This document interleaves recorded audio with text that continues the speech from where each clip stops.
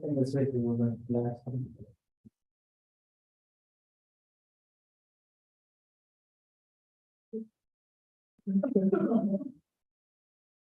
أعوذ بالله من الشيطان الرجيم بسم الله الرحمن الرحيم الحمد لله رب العالمين الصلاة والسلام على رسولنا محمد وعلى آله وأصحابه وأتباعه وسلم.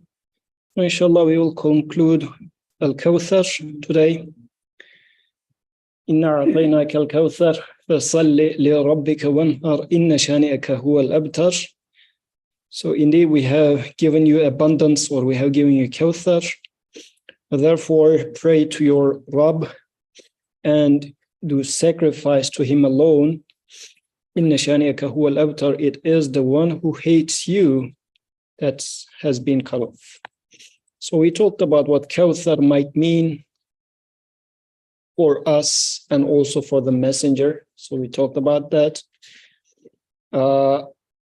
We talked about two hadith narrations about what Kawthar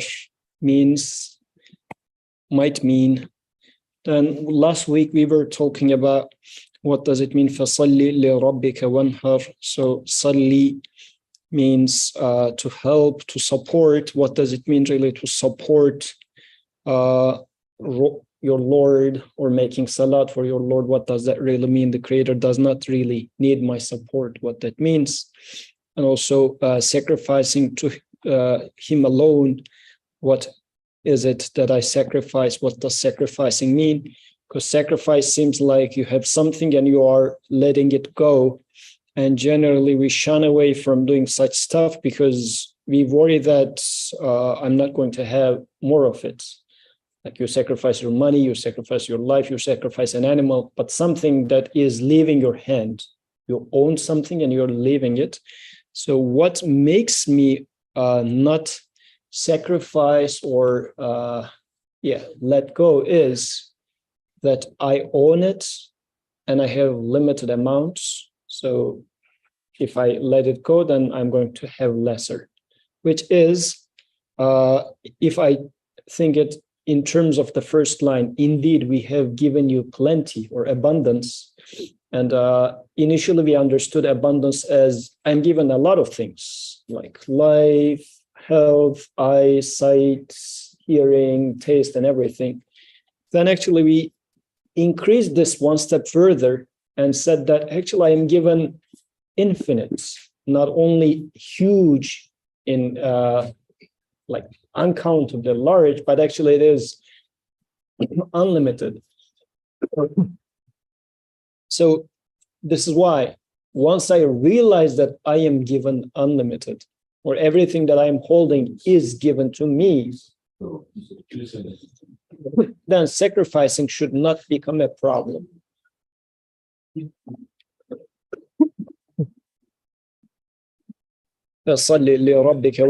this case happens as such. So now let's take it to Inna shani'aka huwa al-abtar.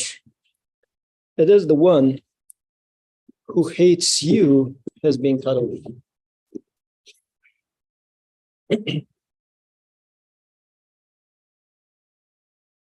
Okay. So, and this is where we will be discussing. Assalamu alaikum. Inna shani'aka huwa al-abtar. It is the one who hates you that has been cut off. So, and we briefly entered to this one last week, but let's again remember the historical background of this one, and then let's try to understand how this applies. Now we are summarizing the whole chapter. How does this apply to the messenger, and how does it apply to me? In both cases, let's try to understand that. So the as the interpretations, the tafasir mentions this, the people were abusing the messenger, Prophet ﷺ, by saying that he doesn't have any sons alive, therefore he is cut off. And they were hating him. So, and then this verse can be understood as a rebuke to that, saying that, no, those who hate you are the ones that are cut off. So that is one way to understand it. And again, in that context, so let's do it this way. How do I understand it for the case of the messenger at his time? Number one. Number two, how can I understand this in more general sense of prophethood? Because the haters of the messenger is not only limited to that time. So how does this apply to in general? If I read this verse today again, somebody who is hating the messenger or messengerhood altogether, how are they cut off? And then the third, since Surah has been speaking to you or to me, what does it mean for me being hated? Who hates me? And how is it that the ones who hate me are cut off? So let's split it into three. We can start from the first, haters of the messenger, Prophet ﷺ, 15 centuries ago. How were they cut off? In what sense were they cut off? So with that, let's start with the question, who hates the messenger? And why did they hate the messenger? Let's start from there. Yes. I guess I was thinking of kufr, because that word like hate is very strong. It's not like dislike, it's not like who disagree with you, it's hate. And I was thinking if maybe there's an element of kufr in there, like they know that the message that has been brought to them is right, or they don't have any like problems with it, but they don't want to accept it because it goes against their comfort and what they had been believing for so long. Mm-hmm. And then if I think of it in the sense of kufr, being cut off then means what Allah says about how like he will turn their hearts into stone and they will not like remember Allah, or they won't get close to Allah. So I'm taking the cut off as being cut off from Iman, which is what we were talking about as Kawthar in the beginning. Okay, that's good. So here you are tying cut off al-abtar to Kawthar at the beginning. So you are given plenty, abundance, but now as if somebody is saying that you are cut off, you don't have anything left in your hand. And the surah started just at the opposite, saying that, look, you are being given everything, but who hates you is the one who doesn't have anything at their hand. So in this sense, yes. So, but in terms of personality of the Prophet ﷺ, people considered him as like the Al-Amin, so the secure one. Everybody was sure about trustworthiness of him. He was a person who was liked within that community. Why did his community turn back against him? Like, what made that change?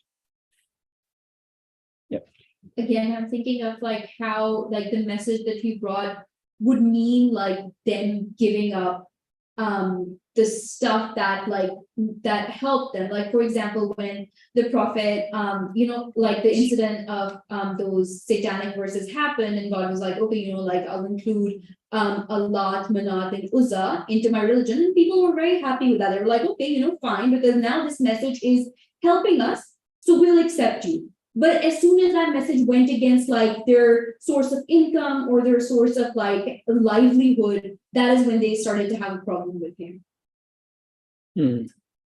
So did they have an issue about God, or they had an issue about, as you said, their lives being at stake? Because if it was a God who doesn't mess up with them, would they be okay with that? Because they were believers in God, but they were ascribing partners to that God. Yes. I was thinking of from the perspective of like, if you were already living a certain life where it was comfortable, like I can tell the God, like, give me this and I will offer you this much, and that is like, and then somebody will tell me like, if you do XYZ, this will happen. And then so I go bring more things to you for so there's a sense of like definite, even though it's not real, that you feel at least about what you asked for. And now there is another ideology that's coming and telling you, this is actually the criteria. It does not change based on how you feel today, how you feel tomorrow, how you feel the next day. The message is constant. So either you're within this standard that we now set, or you're outside of it. So I think that is what's harder, is like having a constant message that's never changing versus like, if you give so much more money, you get more favors of God, let's say, versus if you give less in some ways, you lose favor. Kings have higher ranking than other, like, so I think like being equalized like that was new, and not accepted, I would say, for people who had benefited from these positions. Adil, you had something there? So if we look at it from the historical perspective, the main thing is they hated him because like he was a threat to their power mainly, because the way they believed what religion was money for them. Like people would come in and then Makkah was a trade center for them. But the way Prophet peace be upon him was preaching his religion, it was oneness of God and one God. And so that threatened their livelihood, their power over the Arabs and everything. So I think that is why they hated the Prophet. Yeah, but here it's not only those who hate the message are cut off. It is those who hate you is cut off. Like there's an emphasis on hate being directed towards the messenger. Like they were not saying that we are okay with your message or we agree with your message and whatnot, but the hatred is directed towards the messenger here. I agree, the message that he brought was threatening their authority, the society, and everything. That's true. I mean, this is a reason to really hate that person. But even today, like especially if you consider United States Constitution, like the founding fathers. Have you heard about the Jefferson Bible? Like Thomas Jefferson's Bible. So he formed a Bible by cutting and pasting from like 4 Bibles. And like if you Google it, he is making a Bible with verses about God, but he discarded the parts about prophets. So this is why now we can transition from the first question to the second, really. Hatred towards messengerhood is a thing. And Jefferson was okay with God, the concept of God, as long as God doesn't really mess up with my day-to-day life. Because prophet is a person who is a, if you like, embodied example of how to make sense of revelation. This is one aspect. The second aspect is now the creator is saying that here is an example. So because speech can be manipulated in various ways, could be understood in various ways, but now the creator is saying that here is my exemplary understanding of what I want from you. So, yeah. I think my question is, if there is no association between the prophethood and the message that they bring, there will be no hatred for them because there's no reason to hate them, right? Like the sole purpose of why you would hate the person, because again, it's like you said before, there were relations, we had a status that was of a respected person, a person that was trustworthy, and now you bring in a message and you lose that trust and you lose. And then there's a certain different message directed towards you now that is complete opposite of, like, you didn't change, but the things you say might have changed and therefore everything changed. So I feel like if they didn't have the message, the hate would not be directed to them. So it's like the product of having that message. That's right. That's right. So they are being hated because of the message that they have in their hands, but it's being possible, especially nowadays, that I'm going to take the message only.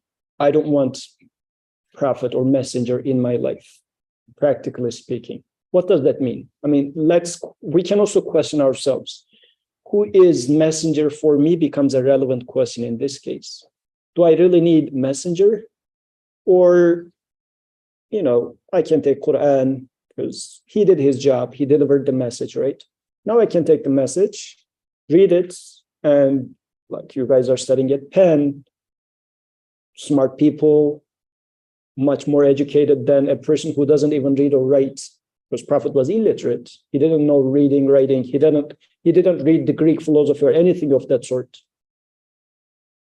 I can do a decent job reading and understanding the revelation, one could think, right? Why do I need prophets in life? And the answer to that shouldn't be simply, oh, how would I then know how to pray? Because why do I say that? If I reduce the religion only to the shape, yes, I wouldn't know how to pray. But this can also then reduce the messenger to like an aerobics teacher. Like, should you tie your hand like this or release it like that and whatnot? Yoga? Okay. So like a yoga teacher showing you the motion. Or because, I mean, there are people out there, and I'm saying out there so that we are not going to feel under the threat of, oh, it's not me. But you can also question yourself how much it applies to you or to me. Prophet could be reduced to a postman. Like God sent the revelation to someone, and that someone was a trustworthy person, and he delivered the message to us, done with him. Now I can take the message because I am more educated than him. Could be one attitude. Another attitude is, as a counter argument, Atik could come and say, then how would you know how to pray? To save the day, I would say, as if. But this is also reductionist to take the prophet simply to be showing the motions. Like, then say me with this, my educated mind could say that, whoa, motions, does it really matter?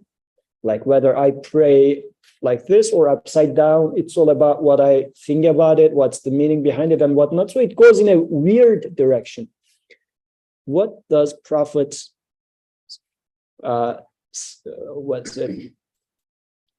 signify in my life?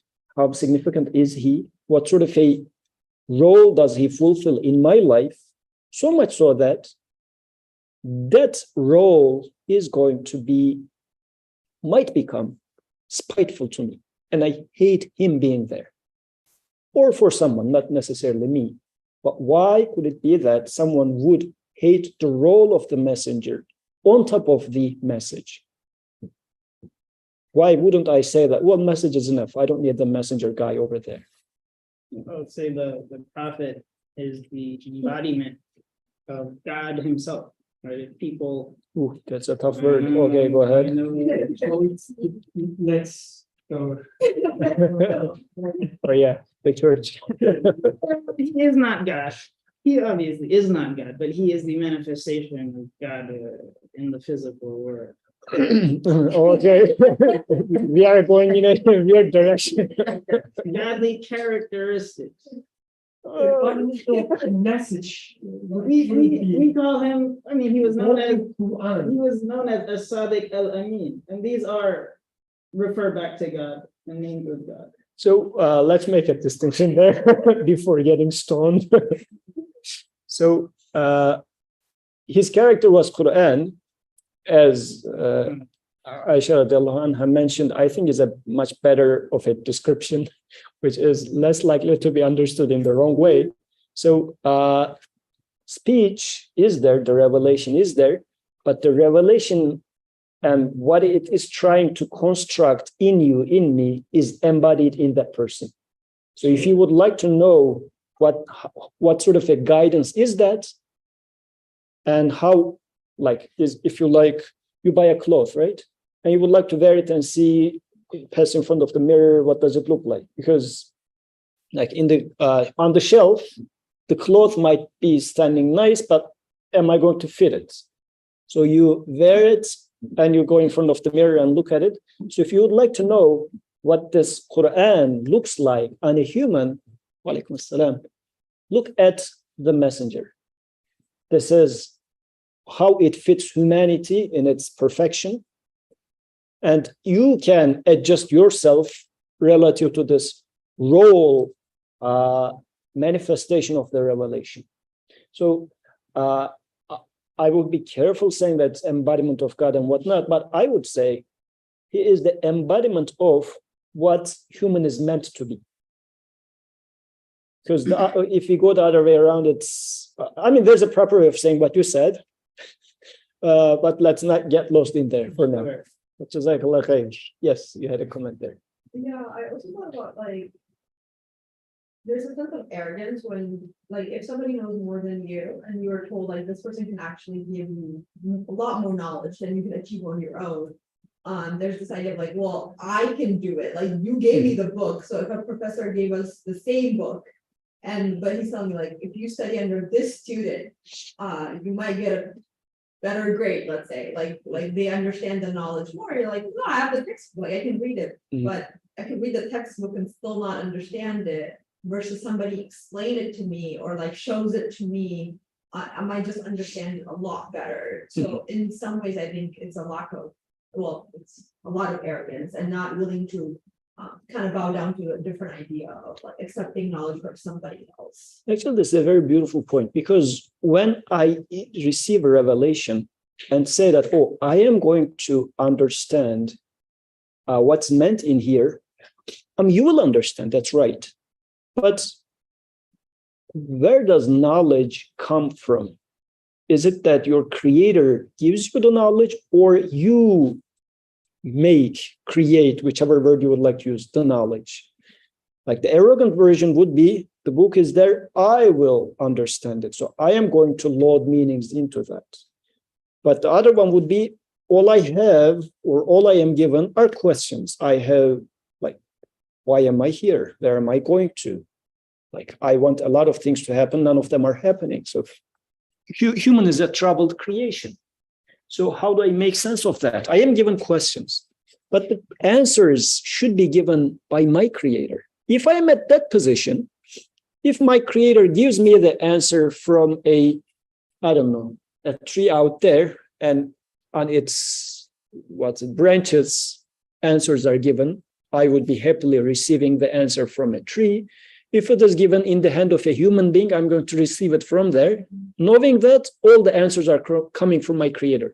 I will not attribute the meaning to the tree or to the man, but will know that it's from my creator. So in this case, I am submitting to my creator.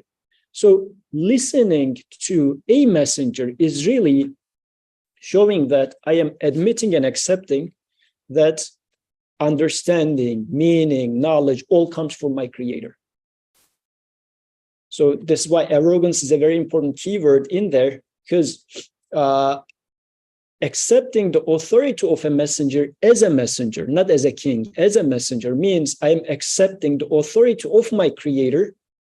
And it's not simply, oh, in my heart, I accept it. Because everybody could be a perfect philanthropist in their heart. But taking the wallet out and giving money is where the real deal happens, right? Physically demonstrating it is different than in your heart. You might be having the purest of feelings towards poor people. But once you take the money out of your wallet, this is where it becomes real for you as well, practically speaking. Otherwise, there's a huge distance between entertaining some idea and putting it into the action. When you put it into action, it becomes real. It becomes more real for you. In terms of accepting the creator as the source of everything, even including the bright ideas that are given to me, is by saying that, oh, you are the giver of answers. Even if it's in the hand of that human being, you put it to that human being now, the messenger, Prophet ﷺ, I am in need of the answer. So this is why I will knock his door and take it from him in your name. It's not going to be Muhammad ﷺ's wisdom that I am taking. I am taking your knowledge, O my creator, through that human being. So submitting to that becomes practically abandoning my arrogance. This is why if I love my ego, I would hate Prophet. Because Prophet, interestingly, it's very interesting that Prophet himself was an illiterate person. He did not attain that knowledge by studying. The Creator said, I gave it to that person for a reason, because he was an abd, as we talked before what abd means, somebody who is super conscious of his neediness. I don't own anything. And all I have is needs. I don't have anything beyond that. Being super conscious of this is the person who is worthy to be given the answers. And now I am being invited to take the answers from that person. So yes, I can hate that person as much as I am arrogant.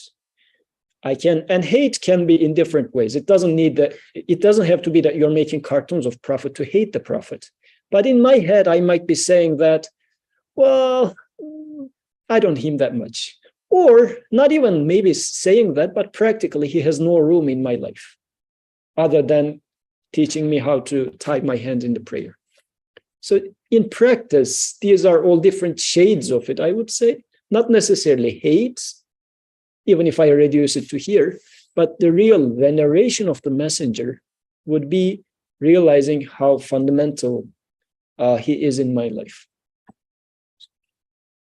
So this is, now we talked about who hates the messenger. So I guess it now boils down to the arrogance, and I might be that arrogant person as well, who is thinking that even if accepting the revelation, I am going to make sense of it by myself. I don't need someone 14, 15 centuries ago who doesn't even know the city life, who have never gone through whatever we are going through today in the society. Like weed was not a thing back then. Like youth were not smoking weed. So why shall I consult with him to figure out how to solve homelessness and whatnot, right? So that sort of incentives might make me say that I don't need him. And then there's this third aspect. If I take it as in Nashani Eka, so the you part, me being hated, is there a way to understand this as well? Any idea? We can actually go back to what cut off means. No, not literally back, but like, what does it mean to be cut off? Because if it's like cut off from good, like, because this was supposed to be like comforting to the prophet, right? But then from the prophet's character, like, I don't think he would have wanted anyone to be cut off, because he used to pray for everyone, even like he prayed for the people of Taif. So it's like, I'm just confused as to how like this is supposed to be like comforting to him when perhaps he didn't want them to be cut off. So what does it mean to be cut off if somebody hates prophethood? Let's talk about that. So let's take it more general in the sense of hating prophethood will make you cut off. Cut off from what? Maybe the community. So like even among the Ummah, it might be people that are pretending, let's say, to love the prophet. And so maybe they're just removed from like filtered out. Okay, from community, from other people. Yes. Yes, they could be cut off from Kawthar. So From Kawthar? From Kawthar. So Okay. if they hate the prophethood, then that means they don't want to like have some arrogance and they don't want to accept the revelation, which we like connected as that being like the Gotha. So it could be that now, since they're relying on themselves and their own knowledge that is finite, and so they've been cut off from this like infinite source of everything. Actually, this is a beautiful point, because when we were talking about Kawthar, there was a hadith which was saying that I am your predecessor at the Kawthar, and whoever will come to it will drink from it, and whoever will drink from it will never become thirsty after that. There will come to me some people whom I know and they know me, and then a barrier will be set up between me and them. So they won't be able to drink from that Kawthar. And as we were discussing Kawthar, because we talked about multiple meanings in there, you said that it could be this whole existence, ongoing existence. Is Kawthar, if you see it as coming from the creator, because it's coming from an absolute source, never ending. But if I hate the messenger, because the perspective that the messenger brings in makes the existence Kawthar, an eternal river, if you like, that's being created again and again, moment by the creator. If I say that, no, I am rejecting the message that you bring, what does the existence become? Existence simply becomes a moment. Past is gone, future non-existent. You only have the moment. So you're really cut off from past and the future. You only live the moment. Yeah. I guess we take the point of it, even if like the prophet desires for these people to not be cut off, it shows like at the end of the day, like he is also a messenger. So ultimately the decision is not even up to the messenger, right? Like it's this idea that even he has limitations that he stays in. So if something is cut off and it's better for him, he would accept to choose my assumption.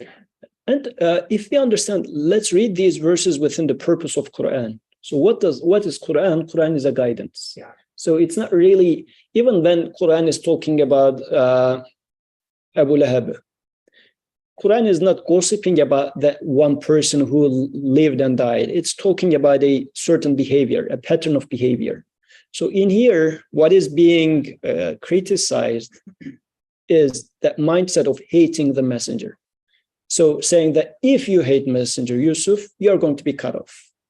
So the haters of messenger or messengerhood is cut off. So what am I going to be cut off? Yes, from Kawthar, which means, and practically now, let's take it to practice.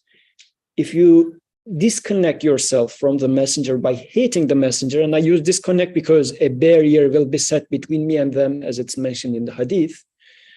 If I disconnect or put a barrier between me and messenger, barrier could be, oh, it was 14 centuries ago. The barrier could be, I am learned, he was illiterate, whatever sort of a barrier I put in between, which means I'm not going to benefit from him. Then I become cut off because the existence becomes Kawthar, or revelation becomes Kawthar. We also talked about it. You can take revelation as Kawthar. If I look at it from the lens that the prophet introduces to me. Otherwise, the existence becomes just live the moment. And if you're living the moment, you are, like, for example, if I was a person, from here, a lot of money comes, and from here, a lot of money goes. And momentarily, I only hold however many dollars I can hold at my hand. Even if $1 billion passes through my hand, am I rich? At any moment, I only hold, let's say, $100 bill. That's all I have. So I'm not rich if I say that, oh, I'm super rich because $1 billion has passed from my hand. I think we'll come and say how much we're able to hold. $100 bill doesn't make you rich. So if you live the life in this momentary fashion, which I will have to eventually, because I hate the messenger and the message that comes with him, then I am cut off. I don't have any future. I don't have any past. I only have the moment, and it's about to die. Actually, it keeps dying every moment. So I'm so much cut off. There was a comment here, if you didn't forget. I was just going to say that people who hate the messenger are cut off from the unseen realities, Iman, all sorts of The purpose and the meaning. Yeah, absolutely. And that's, because they affirm the seen, the material world only. Mm-hmm. Yes. It's like when God appointed the messenger, like he basically taught you the way to make dua, it's like get to meet this person. And it reminded me of how like what those jinnat do essentially is that they try to reach Sama, not by using the proper way of ascension, but by going there and trying to like get there by the wrong means, and then they're sort of cut off by those like shooting stars or the angels that shoot them. So this is sort of like similar to that. That's right. That's good. With all the meanings that we loaded to that, what does it mean to be shooted? Yeah, Jazakallah khair. This we discussed in the Drexel. So inshallah, at some point we will discuss it here. So if I take it as me, now the third reading of it, because at the end of the day, these verses are talking to you and me here and now. If I take this, who hates you, as me, what does it mean? Human, like who hates me, or what does me mean in this case? Like I hate Birkan, so can Birkan take it as Yusuf is going to be cut off because he hates you?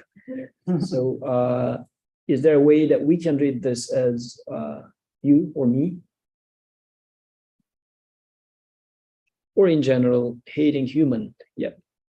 I was thinking about who hates me. I was just thinking about myself. I wasn't thinking about like other people. It's like the things I do that stand in my way, like my own actions that might reaffirm this idea of like momentary things that you just mentioned a little earlier. If I'm continuously cutting myself off of certain things, by maybe I'm focused on like my momentary gains, or maybe I'm focused on something else that's like right in front of me that I think is more important than looking at my past or the future that I'm heading, and then I'm kind of stuck in this moment. So like I become my worst hate in some ways. Like I become the person who cuts, I guess, like herself off of the possibility of having a future as well.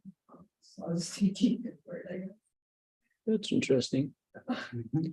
Yeah, actually, that's something to think about, really. I hate myself is a word sometimes people utter, right? So who is hating? Who is the one that is being hated in such cases, right? How can somebody hate themselves? What does it even mean? So that's something interesting to think about, really, yeah. And how it applies to here. So what if I read, if you have any comments, you have been silent today. Is it the back pain or? No, just didn't want to spend much time because you wanted to finish. Okay. I see. No, it's not what it's. Okay, I will make it for another one. Okay, so with this cat, like me or you, so I guess the ayah from the beginning give a specific description for cat. It's not any cat, like it's not any you, but it starts with ina aina cat al Kawthar. So you are the one who've been given Kawthar. So my understanding is ayah is talking about this person, the one who receives Kawthar. It's not just, let's say, a human body or human being. The one who receives Kawthar, and then Fasali Rabbika wanhar. So the one who then responds back to his Rabb and starts praying in any sense, and then making the sacrifice. Such a person, and you start identifying yourself as such a person by being let's say, an addressee of the Quran. And when you define yourself such a way, you say that all creation, including myself, my body, and so on, is given. And from that, the creation in its entirety, I learn about its maker. The creation is nothing but the herald of its maker. Then I start receiving the messages that they tell me. Right, everything in my life. It becomes a Kawthar. Now there's an endless stream of nima, stream of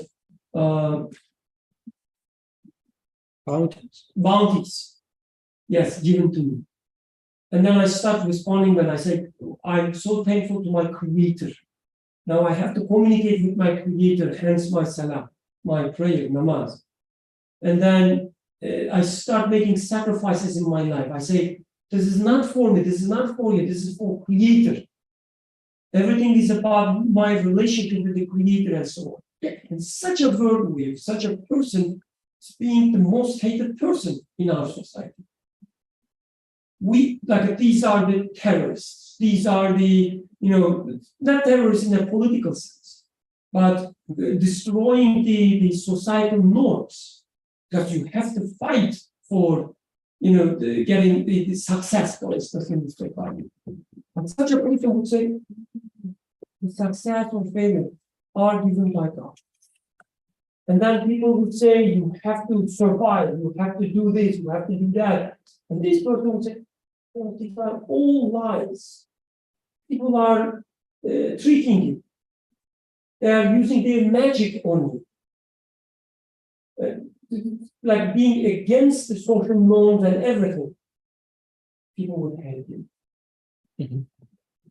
Jazakallah khair, very beautiful. So then, in this case, really, let's take messenger as the exemplary human, an exemplary human in the sense that what created meant human to be. So that you is being hated, that human is being hated, that model of human is being hated. Like we would like a human, let's say in today's society, what is the description of human? Speaking animal. Or more so in current system, manufacturing animal, which can make more like production. This is the model human in here. And now you're coming and saying that no, human is the one who is here to understand the purpose of this existence and respond back to its maker. Like, what meaning are you talking about? In today's society, the existence doesn't have any meaning. You cook the meaning of this existence. You overload with meanings if you like, or even yet better, no meaning. Just live the moment, enjoy, try to maximize the joy, and you are destined to vanish anyways. Why bother?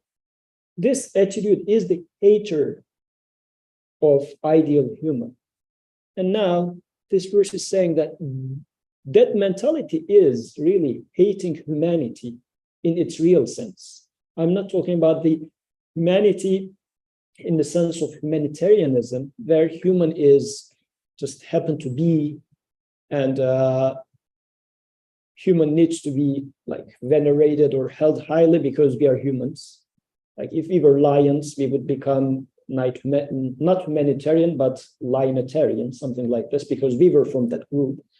So, and just we deserve living. This is why it would be a lionitarianism. I'm not talking about that sense. Humanitarian is not that sense, but human is the creator, created humans, specifically gave them this intellect, this consciousness, this ability to speak, the ability to understand, so that we understand why he made us and respond back. So Salli, one had very beautiful. So those who are hating that human, that role of human is the one that are cut off. And if you think about it, they would say, no. Look at who made the rockets, who made the planes, who made the spaceships today. They are those who hate that description of human, actually, one might argue. If there is anybody who is cut off, look at those who follow the prophets. They are the ones that are miserable. The ones who are hating what you talk about human are the ones apparently who are more successful. Who says that they are cut off? You guys are cut off, one would argue. So what does it mean to be cut off here? I think this is where now we take it.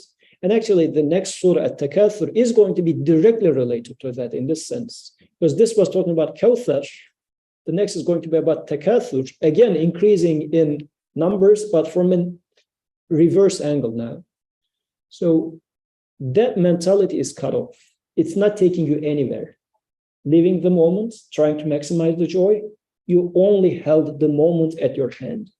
And that's just going away from your hand. How valuable would that be?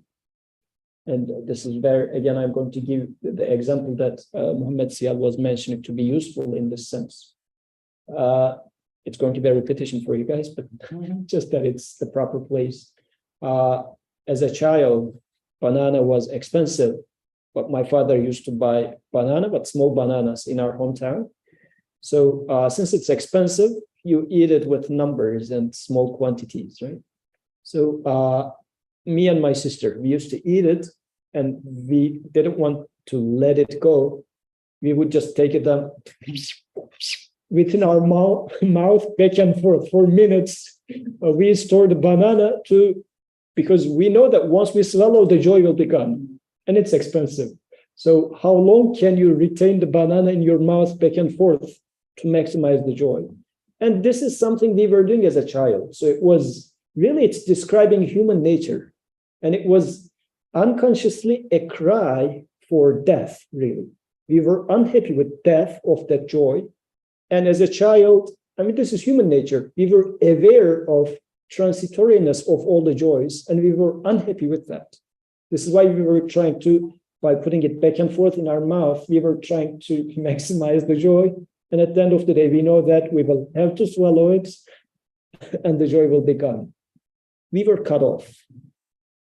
Human is cut off from that joy as long as we look at it as a transitory joy. And this is our reality. How can I make it permanent? Now read it from reverse, as I will start seeing the existence as a Kawthar, revelation as a Kawthar, in the guidance of the messenger. If all these happens, then bananas do not fade away, really, because the real joy of banana is not the taste of banana, but the real joy of the banana is someone who loves me cooked this banana for me. Banana is a, if you like, royal gift of the creator of everything, specifically for me. This is the real value of banana. Banana goes away, but that meaning, that joy doesn't go away. Pretty much like if you get this royal gift from the king, from the rest of your life, for the rest of your life, you will say that I got a gift from the king. Even if that gift gets broken somewhere or gets lost or stolen or whatnot, you will keep telling to your offsprings and like grandchildren saying that once I was given the gift from the king, therefore I'm a valuable person. Why? Because king gifted me this when I was in my youth. Like that meaning will live with you, and it's not really tied to the medal you receive. It's just the medal you receive from the king would be a sign of it. The real value would be the meaning of that sign. Likewise, that banana would become the royal gift from my creator to me, saying that I know you, I know your needs, I look after you, I love you, and here's the sign for that. Even if the banana dies, no worries. So this is how Kawthar will come. So the one who hates messenger, and this exemplary human perspective is the one who is cut off. So you use the banana in Salah in establishing a connection between you and Allah. Yeah, Salah is then responding back because I received banana, yeah. And now that I know that I am being given, I would like to respond back. And this is, and in my understanding, prayer is your mom is offering you a lot of things. And as you see that she is so merciful and providing you with everything, all these good character, mercy and whatnot, you go and hug your mother. You're responding back to her love. And she manifested her love with the biryani that she cooked, or at nighttime you were crying and she wake up and whatnot. How do you respond back? By hugging her. So in this life, I have been provided and I am being provided with many things. And now that I am being touched by that, or saying that somebody is knowing me, loving me, watching over me, how do I respond back? I would love to respond back. This is human, right? So salat is this responding back. Okay. I think we touched upon all these questions. We talked about who hates me, which me. We talked about that. What does it mean to be cut off? And how does the haters of prophet or prophethood get cut off? We talked about that. How do I get cut off? Or in both ways, I guess we can take that. If I hate the messenger, or to the extent that I hate the messenger, I'm going to be cut off, because that means I will start living a life of moments only. And very beautifully, this will tie us back to that hadith. a barrier will be set up between me and them in this hadith narration. So they know me, I know them, the messenger says, but they won't be the ones who drink from that Kawthar. This is then completes really that beautiful hadith meaning, as we have been discussing this for the past 3 weeks. And then finally we concluded with what is the relationship between Al-Kawthar and Al-Abtar. Al-Kawthar was this abundance or that river, and now he is saying as if that there's this mentality saying that, oh, that way of living will make me cut off from joys. If I follow what the Prophet says, there's no joy in the life if I follow that way of living. I'm sacrificing many things, like waking up at 5 in the morning and doing another prayer when I'm too tired before going to bed and whatnot. Like, what sort of a joy are you talking about? It's making me cut off from many of the joys of life. It's saying exact opposite. The cutting off really happens if you disregard the messenger's message and his way of embodying that message. And the opposite, following this gives you the bounty that you're looking for. That concludes what I have. Any comments? If not, I will just read, because we have a few minutes. Brother Birkan, as I promised at Takathur. I never had any doubt. Yeah. Okay, so this is 16th surah in Revelation order and 102nd surah in Mus'haf order. So this is Al-Hakum al-Takathur. So let's read the verses quickly and then I'll give some background. Al-Hakum al-Takathur hatta zurtum al-maqabir. The mutual rivalry for piling up busied you. It's a little bit of too overloaded. Yeah, like takathur is increasing in numbers or accumulating. Al-hakum here is, the word lahu. The word lil life is lahun wa la'ibun, like another word that Quran uses. So al-hakum is, it makes you busy for like pointlessly. It's not a like you can busy yourself for meaningful stuff, but this is, not beneficial busyness. So, and mutual rivalry in here is as if it's a competition among yourselves. This is why it's translated as this, but could have been a better one. Al-hakum al-takathur hatta zurtum al-maqabir, until you visit the graves.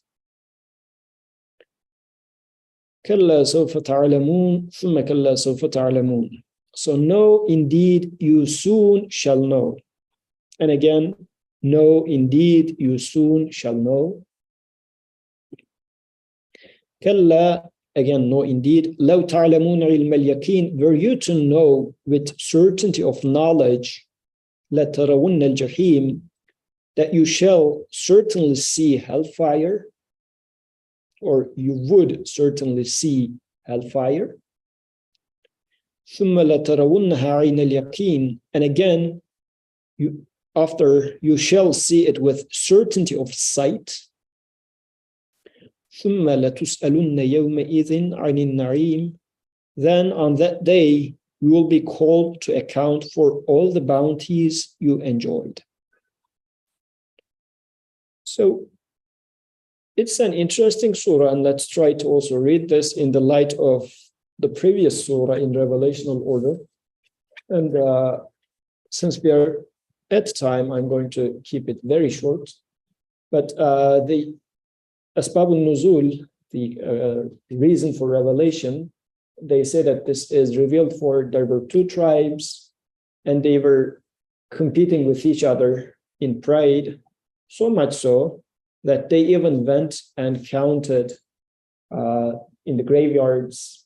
Oh, we had such and such, he was such a, let's say, brave man, mighty warrior and whatnot. So they were even competing in terms of the ones that are passed away. And they said, on that occasion, the surah is revealed. But that narration, what I read was these two tribes were in Medina, but this surah was in Mecca. So they say, well, Prophet applied that revelation to their case for sure, but it was already revealed before that. But in general, we will, inshallah, next week, we will be asking, what does this surah address in human? Because the earlier revelation, what were the themes that have been put so far, if you think about for the surahs that we have been studying so far? Started with Iqra bi-ismi rabbika alladhi khalaq. It's speaking to you, to human, and building a proper understanding of who human is, or why am I here? Why am I created in the first place? What am I supposed to do? Or like if you are hired for a job, somebody will come and tell you that here's the job description, this is what I expect from you to do. This is when you're going to get the salary, this much you will get, like everything would be clear. I am enrolled to this life, and I do expect somebody to tell me, why am I here? And it looks like I'm going to be discharged from duty at some point. Like, what is going to happen after that? It looks like you're firing people from this job after 60, 70 years. What happens after that, right?